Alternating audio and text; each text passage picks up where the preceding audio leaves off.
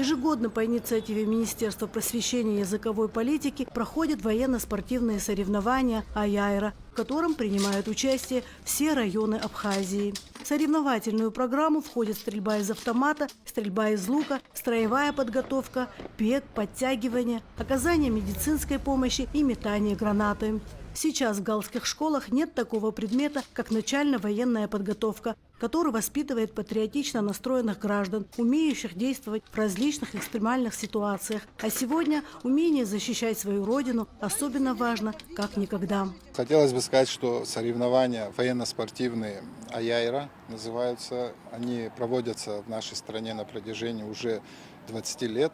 Они очень стимулируют старшеклассников, потому что в процессе подготовки к этим соревнованиям вырабатывается некий командный дух, сплочение коллектива. Но самые главные цели, что преследуют организаторы, это, естественно, выработать патриотизм у подрастающего поколения, у будущих защитников нашего Отечества. Дело в том, что в этих соревнованиях принимают участие все районы Абхазии, это 8 команд, то есть столица и 7 районов. Галская команда, как мы все знаем, к сожалению, не имеет в школах такого предмета, как НВП.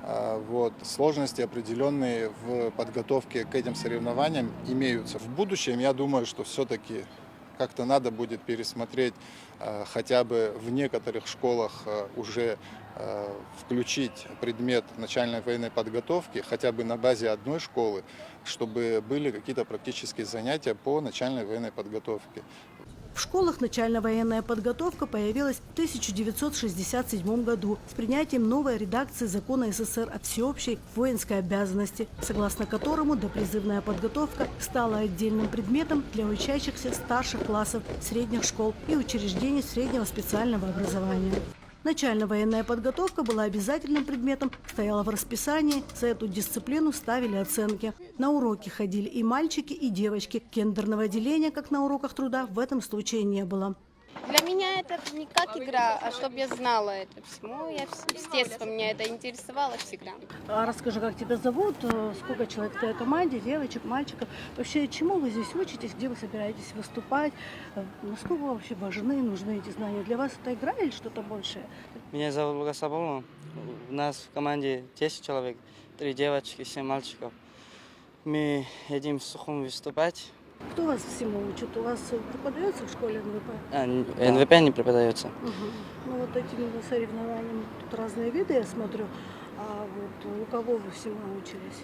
Нас всему научили Тимур Омарович и Ринос Плискария. Какое из соревнований больше всех тебе нравится?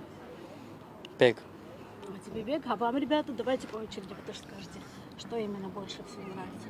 Подтягиваем. Подтягивание тебе? Разложение автомата. То же самое, калашник разлаживать очень интересно. А тебе какой вид соревнований нравится? Бег. Бег. Мне тоже бег. Нам это пригодится защищать родину, защищать сам себя. Не знаю, в любых ситуациях. Равняйся! Смирно! На первый, второй! Рассчитайся! Первый, второй, второй. Первый, второй. Еще раз. Отряд! На первый, второй! Рассчитайся! Первый, второй. Первый. Отряд! Две шеренги! Стройся! В одну шеренгу! Стройся! Две шеренги! Стройся! Направо! Направо! Налево! Налево! Кругом! Кругом! В одну шеренгу! Стройся! Равняйся! Смирно! Вольно! НВП включала в себя несколько практических и теоретических разделов. Ученики проходили строевую и огневую подготовку, учились маршировать, собирать и разбирать автомат. А еще учились оказывать первую медицинскую помощь раненым и ориентироваться на местности. Сегодня всему этому ребят учат Тимур Пиквискири и Ринос Пулискерия, которые готовят старшеклассников к военно-спортивным соревнованиям. половина, часть этих видов соревнований военной направленности. Поэтому по физической подготовке, понятно, здесь преподаватели физкультуры работают, но что касается строевой подготовки, стрельбы из автомата, разборки автомата, метания гранаты и так далее, здесь определенные сложности возникают, и поэтому я вызвался помочь галской команде. Вижу, желание у ребят есть, стремление есть. Чтобы они для количества там как бы не выглядели слабенько, так и чтобы они вот как-то не падали духом, я решил все-таки поддержать ребят, приехать и все, чем я обладаю, поделиться. Я вижу потенциал у ребят великолепный. Единственное, просто нужно с ними работать. Для каждого жителя Галского района, я думаю, что честь в тех или иных соревнованиях защищать честь своего района. Очевидно, что школьники с удовольствием и особым энтузиазмом занимаются и учатся всему у наставников. Стоит заметить, у ребят это отлично получается. В составе галской сборной команды 10 человек, мальчиков 7, девочек 3. Основную часть команды занимают школьники средней школы имени Муратия и 2 старшеклассника из Шашикварской школы. Учитывая, что у ребят было совсем мало времени, их знания, умения и навыки впечатляют.